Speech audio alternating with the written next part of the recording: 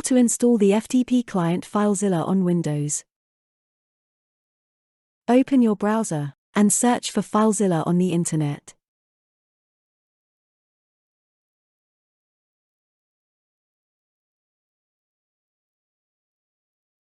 Click on the Filezilla, the free FTP solution.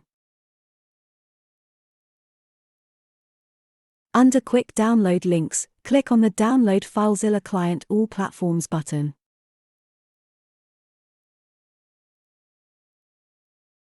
Under Windows 64-bit x86, click on the Download Filezilla Client button.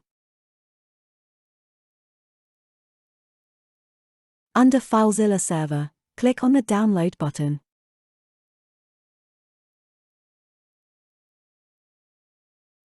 Once the file has been downloaded, click on the Open.